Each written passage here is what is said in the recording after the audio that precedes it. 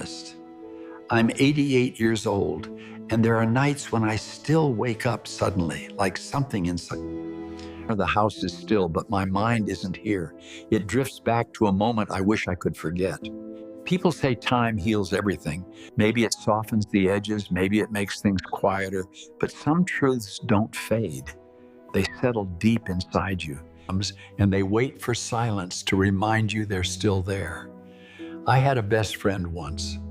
Not just a friend, but the kind of man you trust without ever questioning it. His name was Michael.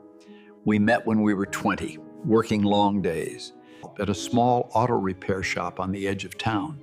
We didn't have much back then, just cheap food, tired hands, and big dreams we didn't fully understand.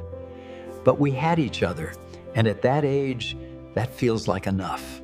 We grew together, built our lives, and there's something that ties two people together in a way that feels unbreakable. A few years later, I got married. Her name was Emily.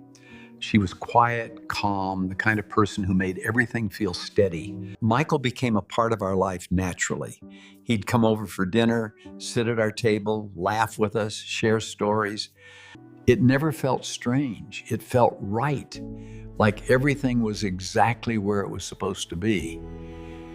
And maybe that's what made it easy to miss what was really happening. Eventually, Michael and I started a business together, a small contracting company. It wasn't glamorous, but it was ours. I handled the work, the numbers, the structure. Michael handled people, the conversations, the deals, clients. We trusted each other completely, or at least I did. Things were going well. From the outside, it looked like we had built something solid, a life, a partnership, a future. Then things started to change. Not all at once, not in a way that would make you stop everything and ask questions, just small things, the kind you notice, but then ignore because they don't seem important enough. Michael stopped coming around as often. When he did, he felt distracted, like his mind was somewhere else, always checking his phone, always in a hurry. I told myself he was just busy. That's what success looks like, right? Emily changed too, but in quieter ways. She still smiled. She still asked about my day. She still did everything she did, but something different. Conversations got shorter. Silence got longer. There was a distance I couldn't explain.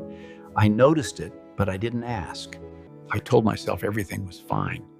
And that's the most dangerous thing a person do, believe everything is fine when it isn't.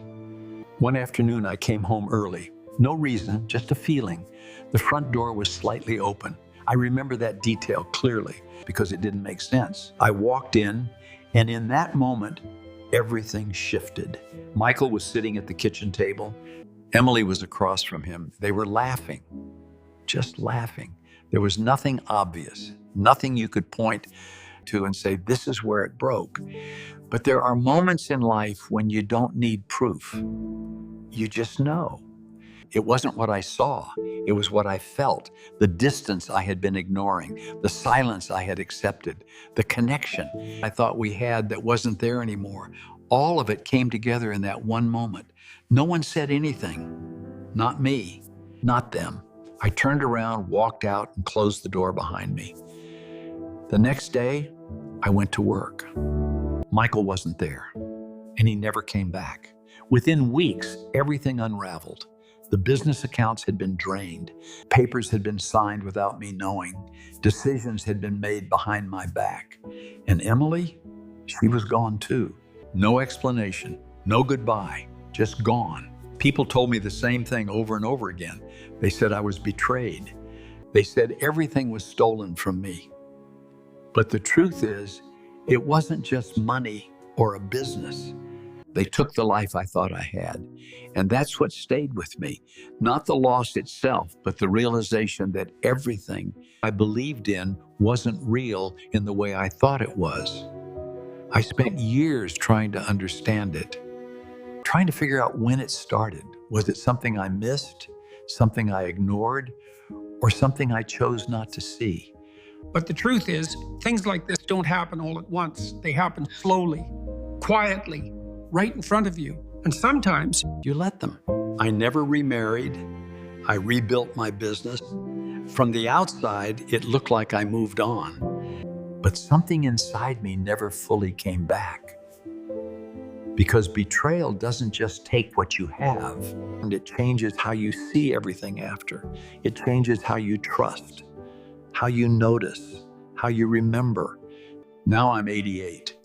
And if you ask me what my biggest mistake was, I won't say trusting the wrong people. I'll say ignoring the right signs, the distance, the silence, the small changes that didn't make sense. I told myself it was nothing. I told myself it would pass. I told myself everything was fine. It wasn't. If there's one thing I've learned, it's this. People rarely leave all at once. They leave in pieces, in quiet moments, in conversations that stop happening, in feelings that go unspoken. And by the time you notice, they're already gone. If you have someone in your life, pay attention. Don't wait. Don't assume. Don't ignore what feels off just because it's easier. Because one day, you might find yourself in a moment that changes everything. And you'll realize it didn't happen in a day. It happened slowly, while you were busy believing everything was okay. I'm 88 years old, and my best friend didn't just take my life. The truth is, I let it slip away without even realizing it.